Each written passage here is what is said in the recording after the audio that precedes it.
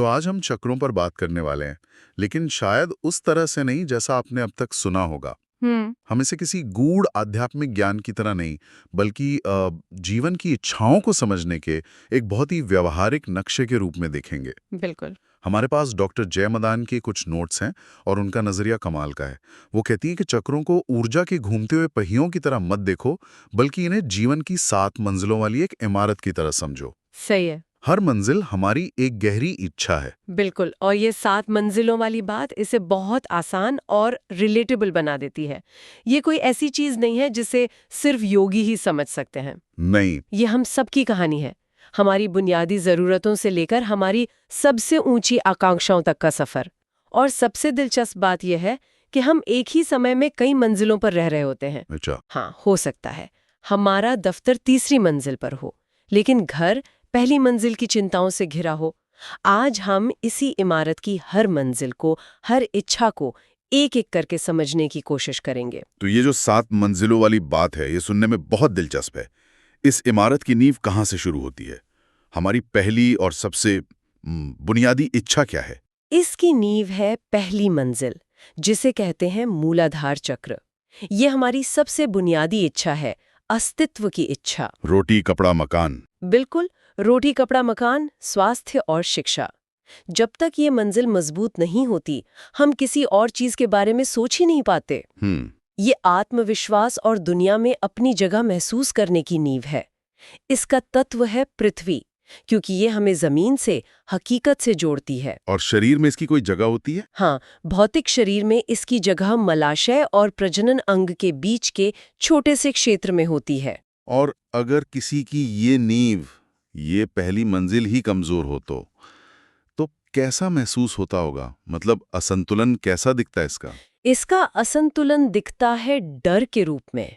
डर। हर वक्त एक असुरक्षा का भाव, नौकरी छूटने का डर, पैसे खत्म होने का डर, बीमार पड़ने का डर। ऐसा महसूस होता है जैसे पैरों के नीचे जमीन ही नहीं है। सही। इंसान हवा में लटका हुआ महसूस करता है।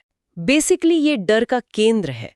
जब ये संतुलित होता है तो आप सुरक्षित और स्थापित महसूस करते हैं। एक मिनट, तो आप कह रही हैं कि सिर्फ मिट्टी को सूंघने से हमारी वित्तीय सुरक्षा की भावना पर असर पड़ सकता है? ये सुनने में तो बहुत ही सरल लगता है। ये काम कैसे करता है? सुनने में सरल लगता है, लेकिन ये बहुत गहरा है।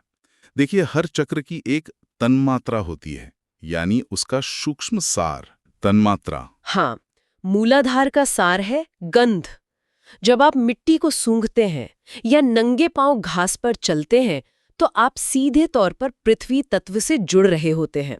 ग्राउंडिंग। नींव को मजबूत करता है। अच्छा। ये आपकी अस्तित्व की ऊर्जा को स्थिर करता है। ठीक है, तो एक बार जब नींव मजबूत हो गई, यानी इंसान सिर्फ जिंदा रहने की लड़ाई नहीं लड़ रहा, तो वो ऊपर की मंजिल पर देखता है।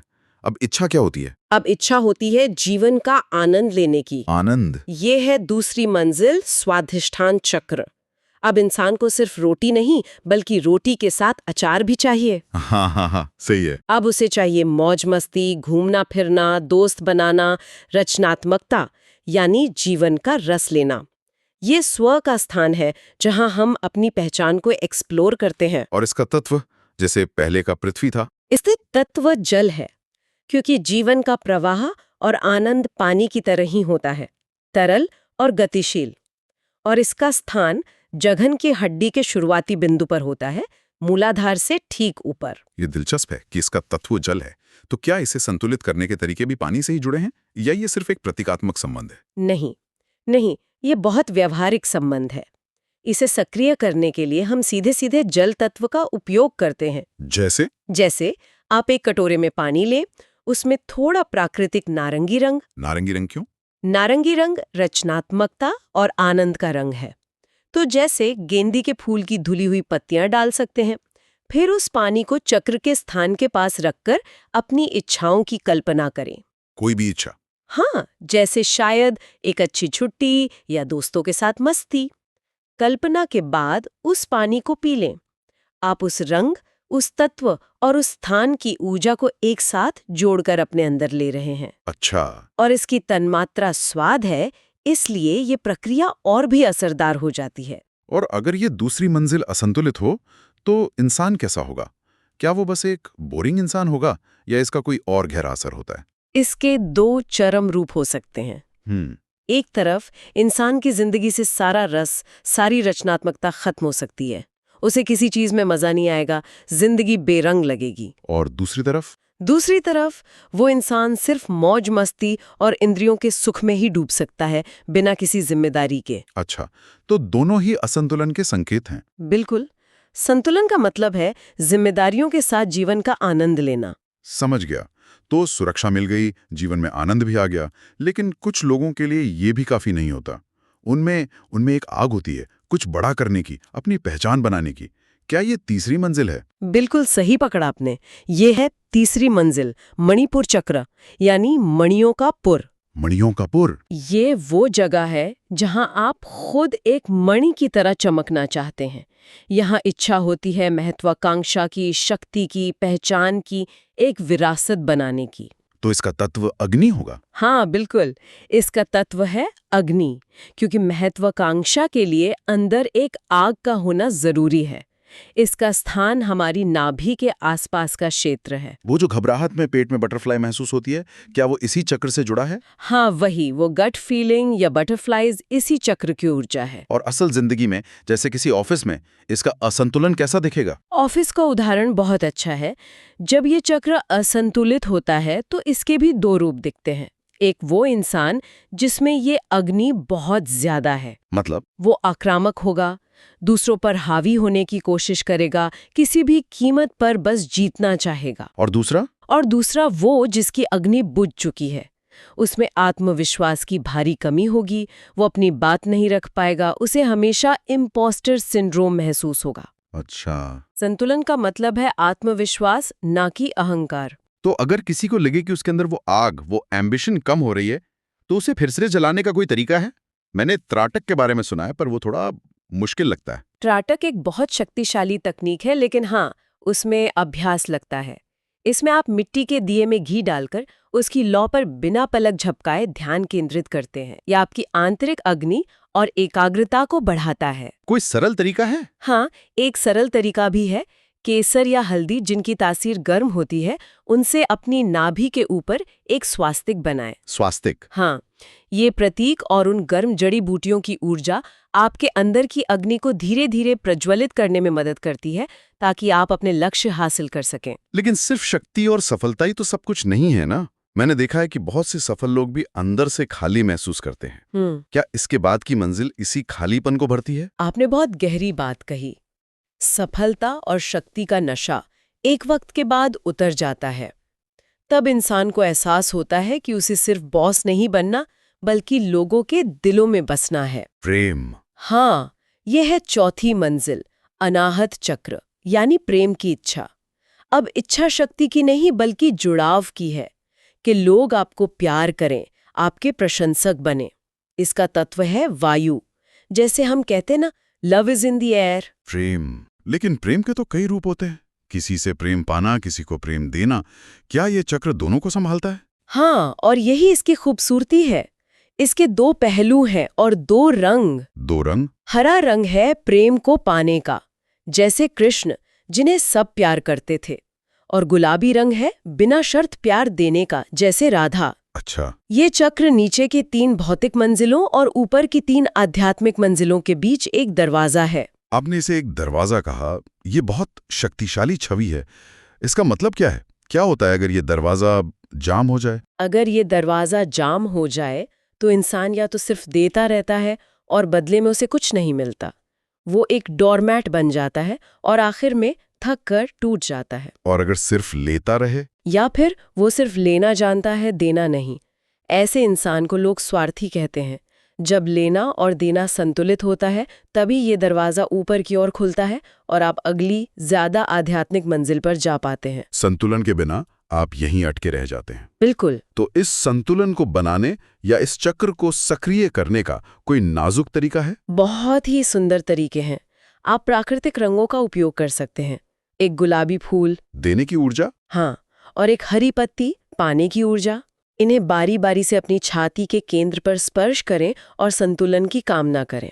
और कोई तरीका? एक और बहुत प्रभावी तरीका है, छाती के केंद्र में जहां हमारी थाइमस ग्रंथि होती है, वहां तुलसी का एक पत्ता चिपकाना। तुलसी का पत्ता? जी, तुलसी को प्रेम और भक्ति का प्रतीक माना जाता है।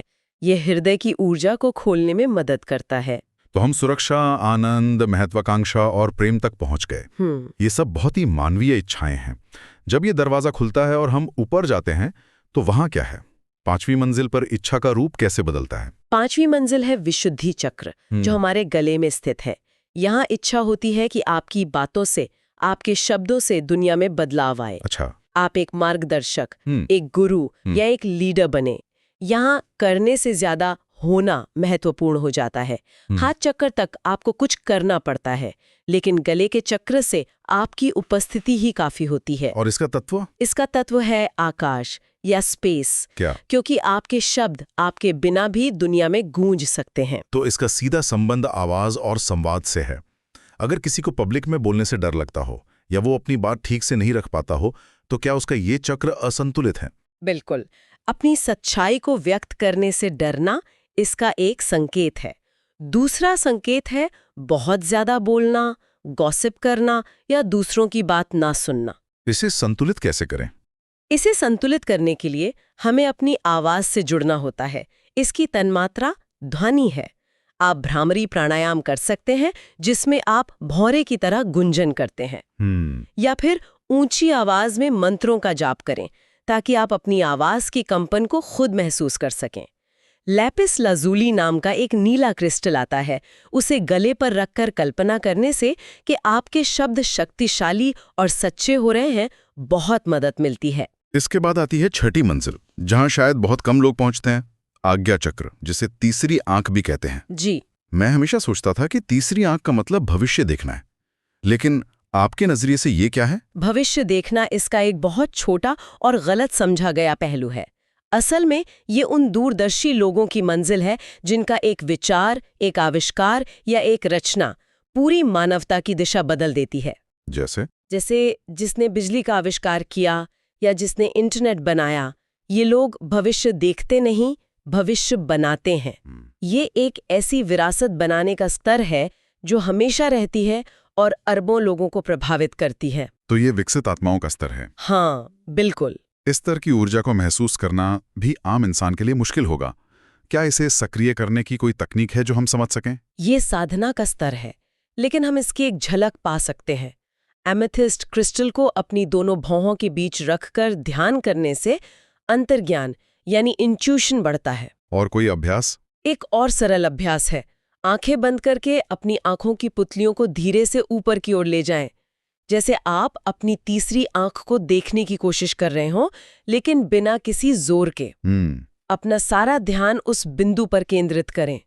ये आपकी दूरदर्शिता को सक्रिय करता है। और अब हम पहुंचते हैं इमारत की छत पर, 7वीं और अंतिम मंजिल, सहस्रार चक्र। यहाँ पहुंचकर इंसान क्या चाहता है? यहाँ पहुंचकर इंसान कुछ नहीं चाहता। कुछ नहीं? नहीं, यहाँ सारी इच्छाएं समाप्त हो जाती हैं।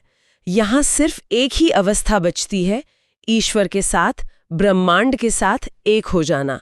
ये आत्मज्ञान, समाधि या मोक्ष की अवस्था है। अच्छा। जैसा हम गुरु नानक देव जी या बुद्ध के पीछे एक प्रभामंडल या हेलो देखते हैं, वो इसी चक्र की ऊर्जा का प्रतीक है। ये तो दिव्यता से सीधा कनेक्शन पॉइंट हुआ। क्या हमारे शरीर में इसका कोई भौतिक स्थान है? और क्या एक आम इंसान भी इस कनेक्शन को महसूस कर सकता है? हाँ, बिल्कुल। जैसे एक नवजात शिशु का तालू बहुत नरम होता है, जिसे फोंटानेल कहते हैं, वही हमारा दिव्यता से जुड़ने का सिग्नल पॉइंट है। ये हमारा क्राउन चक्र है। तो इसे कैसे सक्रिय करें? इसे सक्रिय करने की एक बहुत ही सरल और सुंदर तकनीक है। अपने सिर के सबसे ऊपरी हिस्से पर यानी क्राउन पर अपनी उंगलियों से 3 से 4 मिनट के लिए बहुत धीरे धीरे टैप करें, जैसे बारिश की बूंदें गिर रही हों। बस टैप करना है? इतना सरल? हाँ, टैप करने के बाद हाथ हटा लें और बस उस हल्की सी कंपन और ऊर्जा को महसूस करें जो वहां हो रही है। और फिर आंखें बंद करके कल्पना करें कि ऊपर से सुनहरी और सफेद चमकदार रोशनी की एक बौछार आ रही है और आपके शरीर के हर अंग, हर कोशिका को नहला रही है, उसे शुद्ध और ऊर्जान्वित कर रही है। ये अभ्यास आपको दिव्यता के साथ अपना संबंध बनाने में मदद करता है। वाह! तो ये थी जीवन की 7 मंजिलों की एक अद्भुत यात्रा। जमीन पर अपनी जड़ें जमाने से लेकर ब्रह्मांड में विलीन होने तक। ये समझना कि हम सब हर रोज इन अलग अलग मंजिलों के बीच घूमते रहते हैं, अपने आप में एक बहुत बड़ी बात है। कभी हम पहली मंजिल की सुरक्षा के लिए लड़ रहे होते हैं, तो कभी चौथी मंजिल पर प्रेम की तलाश में होते हैं। बिल्कुल सही। और ये सभी तकनीकें, चाहे वो तत्व हों, रंग हों, क्रिस्टल हों या हमारी कल्पना की शक्ति, ये सब इन ऊर्जाओं को संतुलित करने और अपनी इच्छाओं को हकीकत में बदलने के बहुत ही व्यावहारिक और शक्तिशाली तरीके हैं। तो ये सिर्फ आध्यात्म नहीं है, ये जीवन को बेहतर ढंग से जीने का एक विज्ञान है, एक कला है। तो आज की इस पूरी बातचीत के बाद एक सवाल है जो श्रोताओं के लिए छोड़ा जा सकता है। अगर हमारे जीवन की इच्छाएं वाकई एक इमारत की 7 मंजिलों की तरह हैं, तो ये सोचने वाली बात है कि हम आजकल अपना ज्यादातर समय किस मंजिल पर बिता रहे हैं, और क्या कोई ऐसी मंजिल है जहां जाने से हम डर रहे हैं या बच रहे हैं।